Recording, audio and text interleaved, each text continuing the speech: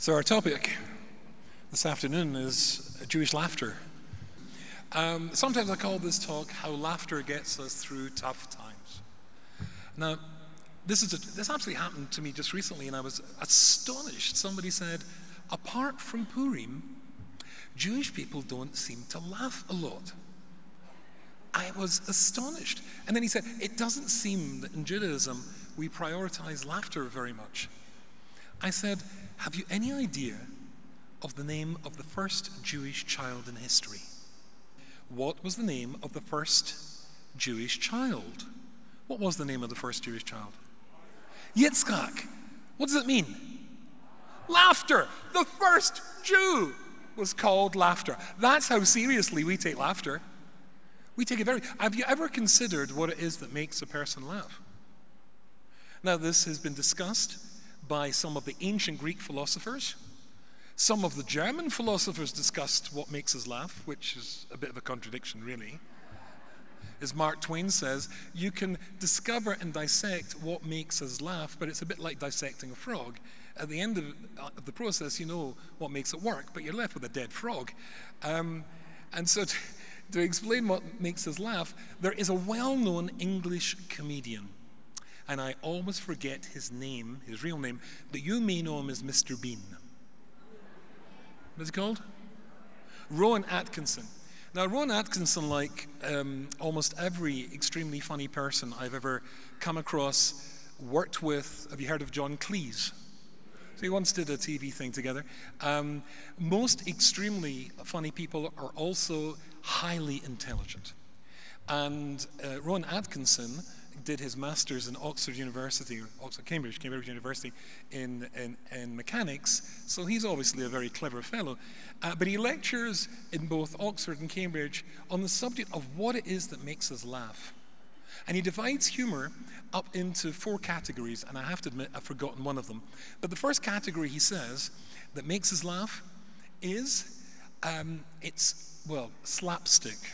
Somebody's walking along and they slip in a banana skin. Now, why we laugh at that, I do not know. After all, if you're the person slipping in the banana skin, you don't find it even remotely funny. The next thing he says that makes us laugh is incongruity. If something is incongruous, I should have brought this picture along because we can do all sorts of posh things here with the screens, not the speakers, but the screens. And I once Googled this. I just looked for a funny picture, and there was a whole picture of a row of dogs, 10 dogs, all arranged in a sort of line, all sort of looking at camera. There was collies, and there were German shepherds, and then there was poodles. I actually find a poodle a pretty funny dog anyway. I can't take a poodle seriously as a dog. You know, all the curls, woof, I just, you know. 5 dogs on one side, 5 dogs on the other, and right in the middle, staring at the camera, was a cat. And it just looked so weird and so incongruous that it sort of makes you laugh. But the thing that generally makes us laugh the most is the unexpected. And if you consider, what do we call that part of the joke that actually gets us laughing? The punchline. It's the punchline, and it's like a punch, boom. You don't see it coming, and it just hits you. It's normally the punchline that really gets us laughing. And if you've got a sense of humor, it can get you out of some difficult situations. A number of years ago, in Manchester in England, one of the largest shuls in Manchester is called the Shrubberies Shul. And they were, how should I put this tactfully, in between rabbis. In other words, they fired the previous guy and they were looking for a new guy. And they approached me and they asked me if I would consider becoming the new rabbi, thus demonstrating that they at least had a sense of humor. I don't have the tact and diplomacy. I did it for 4 years. It's not my thing. However, they had a problem. It's a traditional Orthodox synagogue, United Synagogue in England, and they had a problem. They had 6 consecutive bar mitzvahs coming up. And it's a sort of shul that if the rabbi doesn't address the bar mitzvah boy, well, he's not really bar mitzvah. So they asked me, would I step in and bar mitzvah these boys? I said, sure. So I turned up at 9 o'clock on the first Shabbos morning, Saturday morning. The president of the shul was waiting outside, top hat, waiting to greet me, and he took me to the front to the rabbi's box. Now, because I speak all over the world, you'll get this because you're South African and you've been afflicted with England. But in America, when I say they take me to the rabbi's box, people are completely confused. You see, in America, you've got the Aron HaKodesh, the Ark. On the left-hand side, the rabbi's seat. On the right-hand side, the guest rabbi's seat. And that's it. But of course, in England, the rabbi's seat is encased in a wooden box. Some of the boxes open at the front, some of them open at the side. And I have to tell you the honest truth, I've never understood this. Where did this custom evolve from? Why are the English so keen to put their rabbis in wooden boxes? Let's face it, he's going to be in a wooden box soon enough. Why they're trying to speed up the process, I've never really understood. So he took me to the front and I went into the rabbi's wooden box. And of course, if you've got an astute mind, you will have probably already worked out that the wooden box was clearly and obviously must have been constructed according to the dimensions of the original rabbi who was in situ when they built that synagogue. And it was quite obvious to me as I sat there with my knees under my chin that that original rabbi was obviously a dwarf. This guy could have got a job as an extra in The Lord of the Rings. Anyway, the synagogue started to fill up. And then the rabbi came up to me and said, Rabbi Rubinstein, the chairman, president, would you escort the Sefer Torah in its journey to the Bima? And I said, yeah, no problem. So I came out the box, levered myself out, and we went through. It was Shabbos, by this time the show was almost completely full. And you know what it's like, good Shabbos, good Shabbos. I'm sure the actual rabbi probably hated half of the congregants, and they hated him, but it's good Shabbos, good Shabbos. I went onto the bima, back to the box. And then he came up to me again, and he said, we would like to give you an aliyah, call you up to the Torah. What is your Hebrew name? Yehuda Yonah ben Avraham. So they called me up, and I went out the box, back to the bima, back to the box. And then they came back and said, would I say the prayer for the royal family and the state of Israel? I said, sure. Out of the box, onto the bima. Now at this point, there's 1,000 people there, 500 ladies, 500 guys. The chazan of the shul in those days, a South African old friend of mine called Bertie Sandler. So I stood there and I said to Bertie in a little whisper, Bertie, how do you say the prayer to the royal family?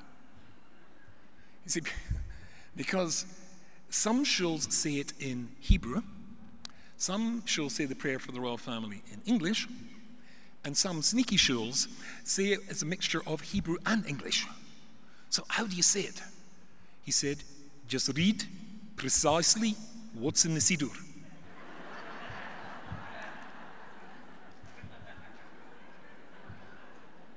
I said, yeah, Bertie, but how do you say it? Just read precisely what's in the Siddur. They announced the prayer for the royal family. Everybody stood up. I opened the Siddur. He who gives salvation unto kings and dominion unto princes, whose kingdom is an everlasting kingdom, may bless our sovereign lady, Queen Elizabeth. Elizabeth, the Queen Mother, because the Queen's mother was still alive then. Philip, Duke of Edinburgh. The Prince and Princess of Wales. The problem was, she was dead. Princess Diana had tragically died in that car crash in the tunnel in Paris. Wasn't my fault. He told me to read precisely what was in the Siddur. It's not my fault they haven't taken it out from the blinking Siddur. There was an incredibly interesting reaction from the people in the synagogue. 1,000 people. It wasn't an explosion of laughter. It was an implosion of laughter. And that's a very funny sound when 1,000 people all go, You see, because they didn't want to laugh, because first of all, they liked me. Second of all, they knew I was doing them a favor by being there. And third of all, they knew that I didn't know what I was doing. And so I smiled at my friend Bertie from South Africa. And he smiled back. And I went back off the bima into the box. At this point, I would have been very happy if somebody had nailed it down.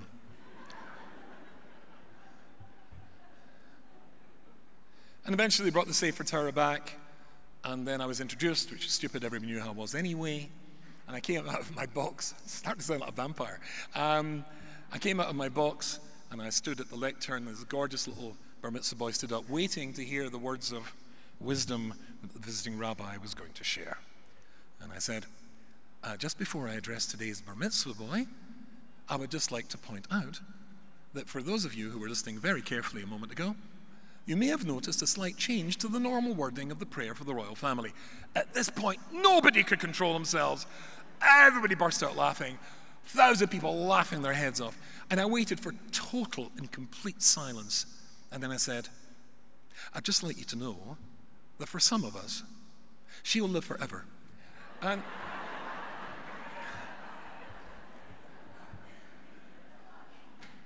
of course, at that point, I was off the hook. So if you've got a sense of humor, it can really get you out of some tricky situations. And I remember the first time I was ever invited to go and lecture in Switzerland. Now, I'd always wanted to see Switzerland because I heard a rumor that they do mountains there. And being Scottish, I like mountains. So I immediately said yes to the invitation. And after I said yes, a week later, I received a message from a cousin of the organizers, it was to be a university student weekend, that they wanted a tape of one of my lectures, one of my shiurim. And I thought to myself, that's a bit upside down. You find out whether the guy can speak before you issue the invitation, and he said yes, not afterwards. But I thought perhaps they just want to see the cultural differences. So I sent off 2 tapes. One was a videotape. Do you remember videotapes? I sent off a video cassette of me talking to university students, which of course, lots of humor, laughter, jolly, and an audio cassette of me giving a serious shiur, because I can occasionally do that as well. I sent these off, and a week later, I got a phone call. And I picked up the phone, and a voice said, hello, is this Rav Rubinstein? And I said, yes. Hello, Rav Rubinstein. This is Mark, phoning from Zurich. I said, hello, Mark. Hello, Rav Rubinstein. Rav Rubinstein, it's about the video you sent. I said, yes. And he liked it very much. But when you come to Zurich, no humor, please. Und, there was an und, you mustn't become friendly with the students. Because in German culture, a rabbi is aloof. Und, another und. And no Yiddish. Because to a German ear, Yiddish sounds a bit like somebody saying, hello, it's wonderful to be here. You know, it's fine, it's just a little bit different. And so I thought, how am I going to do this? As you probably noticed, I have a sense of humor. I'm not an aloof sort of rabbi. And I learned in yeshiva for 7 years in Yiddish. So sometimes a Yiddish word pops out, amol. And how am I going to get through this? So maybe I shouldn't tell you this. I was supposed to be there for 4 days. Anybody here like Star Trek? I'm talking the original Star Trek. I'm talking when Vulcans were Jewish. So I spent 4 days pretending to be Mr. Spock. And somehow I get through the Shabbaton. And then on Sunday night, the frum ladies of Zurich heard I was in town, and they asked me to give a serious shiur. This time it was to be in Yiddish. The organization is called the Agudas Fraugruppen, which actually sounds like a panzer division from the Second World War.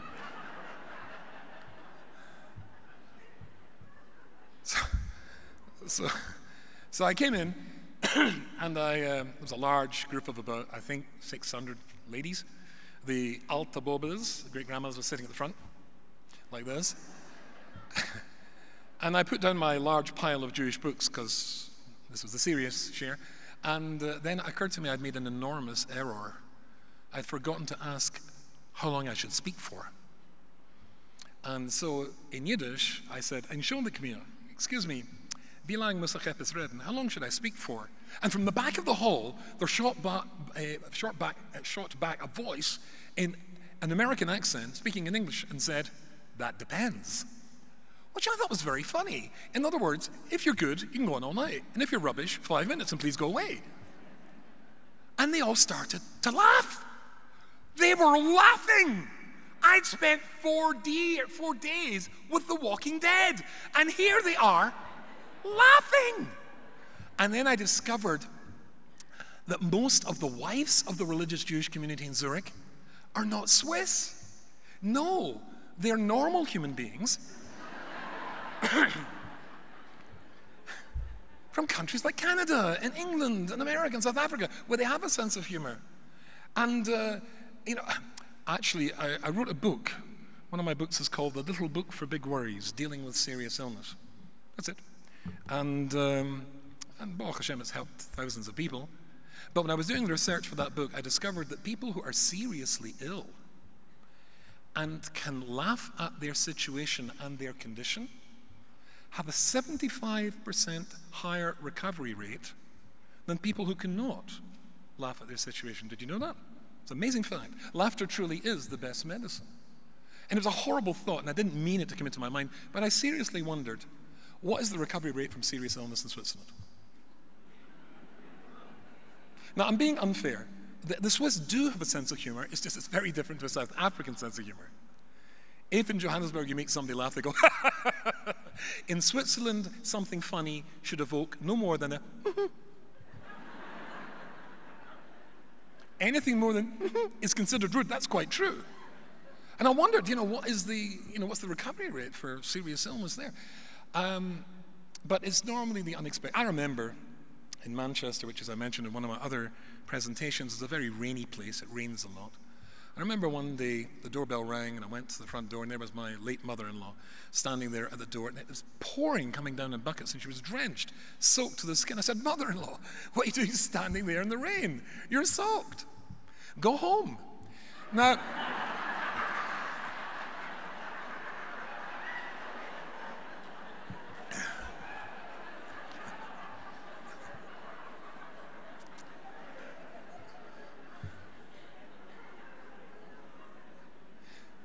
yeah, it's the unexpected that makes us laugh. I mean, you expected me to say, "Mother-in-law, you're soaked, come in," but that's only because you never met my late mother-in-law.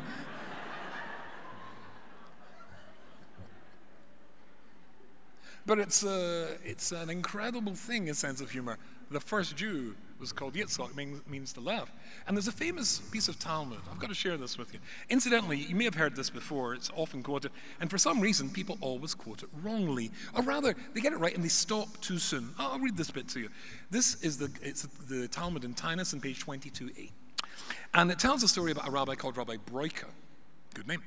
And he used to go to a marketplace called Beit Lefet. It was a Jewish marketplace, so you can estimate hundreds of people there. And Rabbi Broika, when he used to go to the marketplace, used to bump into Eliyahu Hanavi, Elijah the prophet. And one day he posed him the following question: is anybody in this marketplace going to Olam Haba, going to get to heaven? Does that strike you as a strange question? Ever looked at the beginning of Pirkei Avot when we read it in shul and in the summer months? It starts off by saying, Kol Yisrael, Yesh Lehem Chelek L'Olam Haba. The whole Jewish people, every Jew, has got a place, and it's always translated as in the world to come. But that's not the Hebrew. The Hebrew is Kol Yisrael Yesh Lehem Chelek L'Olam Haba, not Beit Olam Haba. Every Jew's got a way to get to heaven. But did anybody take that path? Did anybody realize their potential? And he said, yeah, that guy over there. So he rushed over to the guy and he said to him, what do you do? And this guy was blessed with one of these conditions, one of these situations that sometimes occurs to a Jew or a Jewish woman, which allows them to save countless hundreds and sometimes thousands of Jewish lives. He didn't look Jewish. He had blue eyes, blonde hair, didn't look at all Jewish. And as a consequence, the Romans, who controlled the land of Israel in those days, were very happy to appoint him to be the governor of a prison. Now, the Romans obviously didn't like Jews very much, and would very often take a Jew, accuse him of something he never did, stick him in jail, and just hold out for the family to bring a ransom to get him out of prison. Obviously, if they took a woman captive, by the time they would get the money to get her out of prison, the worst sort of things could have happened. But this guy, whom they didn't know was a Jew, made sure that nobody set foot near one of these Jewish ladies. Nobody laid a finger on them. Olam haba. For that, you get to heaven. So then Rabbi Broika turned around and said, anybody else here going to get to heaven? And he said, yeah, those two guys over there. So he rushes over to those two guys, and he says, at this point I'm going to read to you just to let you know that I'm a properly qualified rabbi. So he runs over to them and he says, what do you guys do? Omrlei, they replied to him, we're comedians. We're comedians. Now at that point, people often stop reading the Gemara, and people think, oh, if you tell jokes, you get to heaven. That's fantastic. Isn't Judaism cool? Rubbish. It's what comes next that is the clincher. We find people who are depressed and we make them laugh again. You don't get to heaven by cracking a joke. But imagine you take somebody who's depressed and get him or her to laugh again. That can get you to heaven. Now, the interesting thing is, what is it that causes depression? There are two types of depression. The first kind of depression is really, it's a physical thing. The body, the brain just doesn't generate enough of the happy chemical, serotonin, which means that people are simply born in a state where they just aren't happy. Thank God, with the Chesed of Hashem, there's been tremendous advances medically where you can give tablets which will, as it were, replace that missing chemical and do a lot to replace the damage or remove the damage. But there's another type of depression. It's called reactive depression. And there are 4 classic triggers in some schools of psychology that causes a person who's perfectly normal to become depressed. Any idea what those are? What would cause a normal person to become depressed? Anxiety, yeah. Anxiety is really another form of depression. Somebody said it, I think, from the floor. Can't hear? Death, yeah. Right. If somebody in the family dies, if you lose a sibling, if you lose your parents, although I should say, of course, all of us want our children to be sitting Shiva for us one day, do we not? The alternative is not acceptable. If, God forbid, you lose a child, that's a clear reason that a person become depressed. Anything else? Yeah. If a person has no money, if you were able to pay your bills, then suddenly you're unemployed, then that can cause you to be depressed. Anything else? Sorry? Oh, lost the job we covered. Divorce. Well, that depends on the marriage. It ain't necessarily so. Illness, yes. If somebody themselves, God forbid, has been told they've got a serious condition, then that can cause you. So if we're talking, so again, if it is somebody has lost somebody they love, if you've lost your job, if you become sick, and the last one is a surprise. Loneliness is a very good, it's not one of these classic 4. I'm not arguing with you, I think you're right actually. Moving, somebody said moving has moving. Simply moving. For example, if you lived in a leafy suburb of Manchester, England, as I did, and then you moved to Brooklyn, which is a bit like the Islamic State but not as friendly, there are clear reasons for becoming depressed. So, these guys, they find people who are depressed. Now here's the question. What did the 2 guys do to find somebody, to take somebody who had lost a child or lost their income or lost their health or moved to Brooklyn? What did they do in order to change their situation? Rashi says something mysterious. Rashi says there that these 2 guys were, I'll read to you the Hebrew, Smeichim and Mesamchim b'nei Adam. We were jolly, happy, and made other people happy. Another commentator on the side, somebody called Rabbi YY, he says it's slightly different. They had the verbal dexterity to make people laugh, but they don't say what they did. So what did these guys, rabbis always ask trick questions. This is not a trick question. What did these 2 brothers do? There were 2 brothers, by the way. What did these 2 guys do, these 2 brothers do, to change the situation, or rather to change the state of somebody who was depressed? Somebody had lost a child, somebody who had lost his job, his health, or his home. What did they do to change the situation? Nothing. Absolutely nothing. They'd still lost a child. They still lost their job. They still lost their health. They still lost their home. But how they looked at it, how they saw it, that was totally different. That was totally different. Are you interested in Kabbalistic Judaism? Hashem's name has got 4 letters, Yud, He, Vav, He. And the Kabbalistic books say that God created the universe with the 4 basic elements, which is fire and water, earth and air. Those 4 basic elements parallel a letter of Hashem's name. One of the Hayes of Hashem's name stands for Haaretz. And it's the way of this world to pull us down. This world exerts gravity. It pulls us down, but not just physically, in so many other ways as well. But the other hay, he says, parallels fire.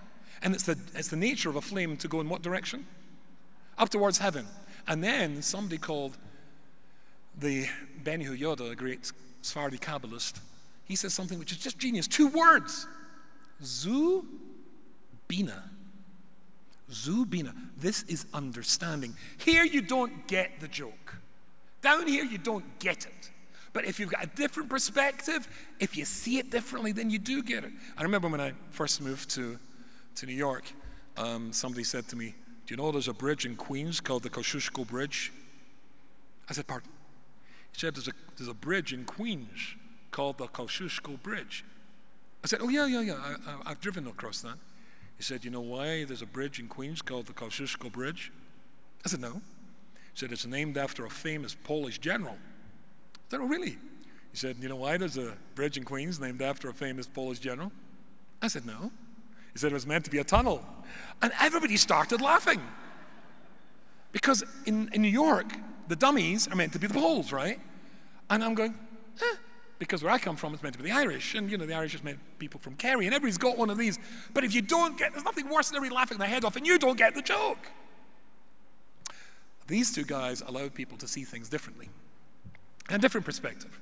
Not from down here, it pulls you down, but from up there. And then you see it differently. Are you with me? I'll tell you a story which will bring this to life. Oh, incidentally, I've got to tell you that this was written by Rashi in his commentary in the Chumash 1,000 years ago. Listen to this. The Jewish people had just had 2 massive crises, 2 massive losses. Miriam dies first, and then Aaron. The Jewish people are now coming to the border of Israel, and the quick way through is through the land of Edom. So they send emissaries, can we come through it? Edom comes out with his army and says, you try and go through my land, Jew boys, it's war. And Hashem says to Moshe, go round the long way. Listen to this. This is, for those who are taking notes, chapter 21 in the book of Bamidbar, verse 4. Vayisami harahor, so they turned away. Derech Yamsuf, going back towards the Yamsuf, the Red Sea. They spent 40 years going away from the Red Sea, now they're going back. Lisvai v'seretz Edom, to circumnavigate the land of Edom. V'tiksar nefesh ha'om baderach. Anybody good at Hebrew? Tiksar nefesh ha'om. What's nefesh? Soul. Am? The people. The soul of the people was tiksar. What does tiksar mean? From the word kitsur. Shorten, shrunk, depressed. And listen to what Rashi said 1,000 years ago. Listen. V'kol dover hakosh ala odom. And anything that's difficult for a person, nofel bo loshen kitzur nefesh. That's the expression kitzur nefesh. It means depressed. Ka'odom shetarach bo alav. When something bad happens in your life, and your mind is not big enough to bear the pain you're going through. And there's no place in your heart to accommodate the struggle you're having. Depression, kitzur nefesh. Just our modern day psychological definition 1,000 years ago in the Chumash and Rashi. This place pulls us down. These guys got people to see it from a different perspective. And suddenly, like a flame, they danced up. Seeing it from heaven's perspective, Zubina. So I'm going to tell you a story. I'm allowed to tell you this story because the person who's the principal of the story said, I can share this story with you. It's somebody who's been through some pretty tough times himself. It's my oldest son. So my oldest son has a condition which meant that he had to have major surgery on his legs around about his bar mitzvah age. When he was 14, he spent a year in a wheelchair. And he's had umpteen surgeries in his legs since then, most recently just a few months ago. And he lives in Yerushalayim. A wonderful boy. His mother, as I mentioned in one of my sharing, my late wife, Aleh Shalom, died of breast cancer. And he's had some pretty tough times. And about 4 years ago, he phoned me up and he said, Dad, I didn't want to worry you, but I've just come back from the doctor. My son is a professional photographer, specializing in, he's got a studio where he works for a famous rabbi called Rabbi YY, where they photograph ancient unpublished manuscripts. It's quite a skilled operation. And he phoned me up to say that he'd just come back from the doctor who had confirmed a diagnosis, and he would be totally blind in 10 years' time. Now, I'm a rabbi. I deal with people and their problems all day long. I wrote a book on the subject, the little book for big worries dealing with serious illness, which I've got the chutzpah to tell you that you should own. I'm not actually trying to sell it. In fact, it didn't sell at all in the stores because it said illness in the cover. So people picked up and went, illness, and dropped it. But there's almost none left. Because people who were sick, who were given a copy, I know I wrote it for people who are looking after people who are sick, which I hope is all of us one day. It's a huge mitzvah to look after somebody that's not well. But people who were sick who got a copy, they went out and bought another 10. There was one guy who had cancer in New York, in the Sloan Kettering Hospital. He bought 50 after he got a copy of that, and went round the chemotherapy suite saying, you Jewish, have this, and then he gave away another 50. Before this fellow passed away, he'd bought 500 and given them away. This book's helped thousands of people. But even though I know about this stuff, when my son told me he was going to be blind in 10 years' time, I had absolutely nothing to say. I was shocked and horrified. Anyway, a year later, he was in Manchester photographing a wedding. He was due to fly back with Lufthansa, the German airline, from Manchester to Frankfurt, and from Frankfurt down to Tel Aviv. The last minute, the plane was cancelled, and instead of going on Lufthansa, he got one of these cheap airlines, which was going directly from Manchester to Israel. I don't know if you've heard of an airline called Jet2. Have you heard of it? Try to keep it that way. It's dreadful. The seats are plastic. Plastic seats. You put your cup in the cup holder in the seat in front of you, which has clearly been unscrewed from a coat hanger, and it goes on down to the floor. So my son was sitting at the back of the plane, feeling a bit miserable. He was looking forward to Lufthansa, paid a little bit more money, an extra legroom seat at the front. He's sitting there, and he's talking to a guy, and the guy says, in a Manchester accent, hello. And my son said, hello. And the fellow says, do you live in England or do you live in Israel? My son says, I live in Israel. Me too, says the fellow. Whereabouts do you live? Jerusalem, Yerushalayim, my son said. I live in Renana, says the fellow. You were born in Manchester, he says to my son.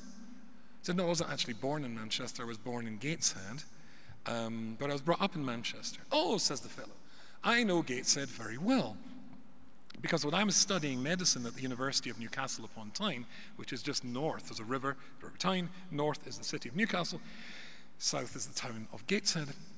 He said, when I studied medicine at the University of Newcastle, I used to study every week with a very well-known rabbi. Have you ever heard of Rabbi YY Rubinstein, he said to my son. And my son said, yes, I've heard of him, that's my father. And so when my son realized that he was going to be sitting in a plane for 5 hours next to a doctor, well, Scottish and Jewish, free consultation, he started to tell him all about the problems he'd had with his legs and how his mother had passed away from breast cancer. And eventually, about the fact that then, in 9 years' time, he's going to be totally blind. And the doctor turned around to him and asked him what the condition was, and when he heard, said, well, as a matter of fact, you're wrong. I'm an eye specialist, and we developed a surgical technique about 18 months ago in which we put a hard lens inside the eye, which stops it changing its shape, which leads to the blindness. And I'll do that operation for you.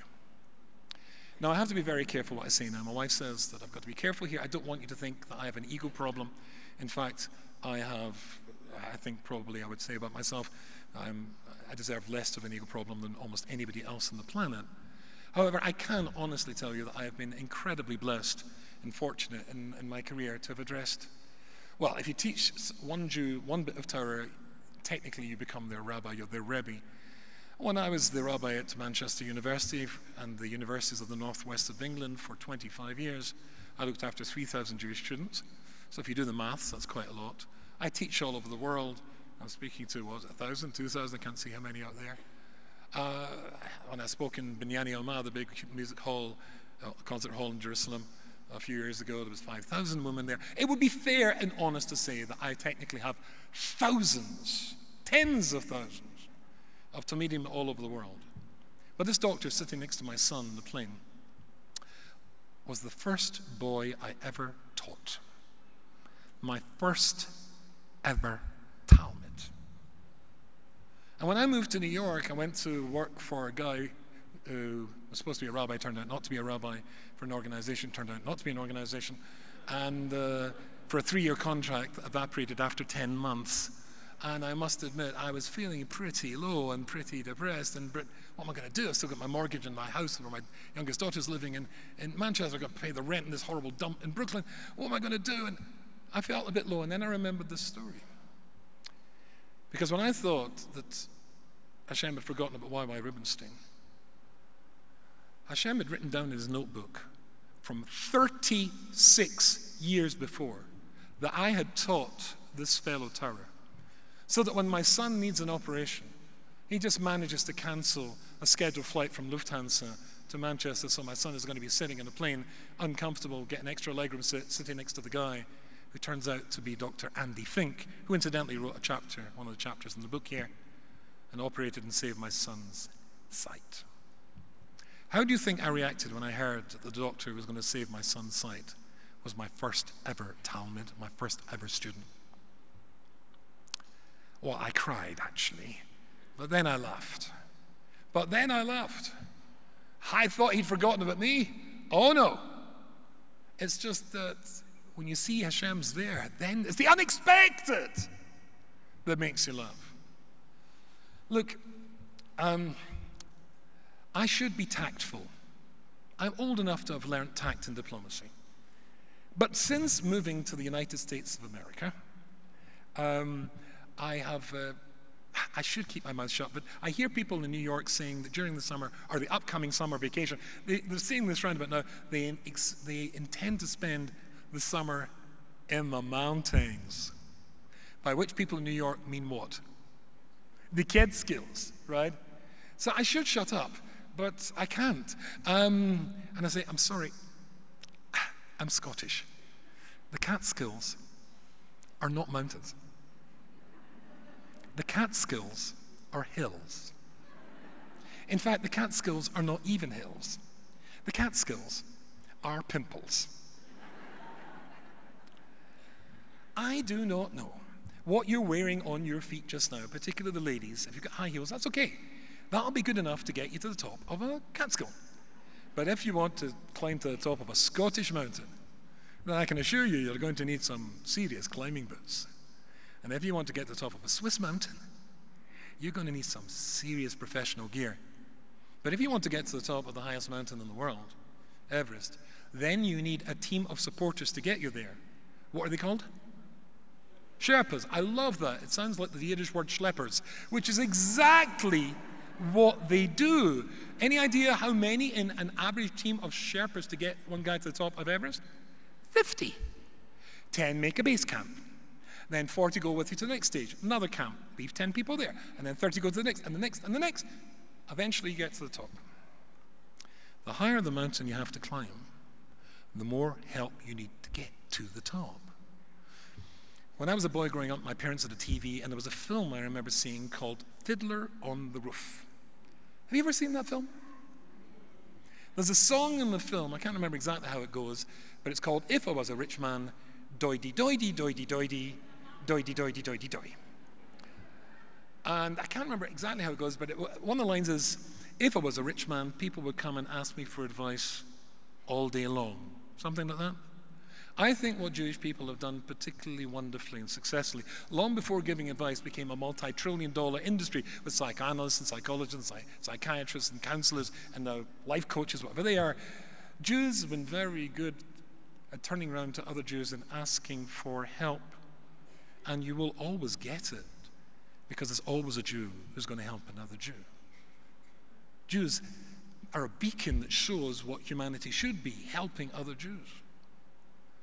But never try and climb a mountain on your own. The higher the mountain, the more help you need to get to the top. You can even find somebody who will not only get you to the top, but smile and laugh as you're getting up, and certainly laugh when you come down the other side. Because when you see it differently, when you have a different perspective, when you don't see it from the world down here, it's the unexpected and you start to laugh. And when you start to laugh, you start to recover. And laughter in Judaism is absolutely programmed, hardwired into our DNA. After all, the first Jewish child was called Yitzchak, which means laughter.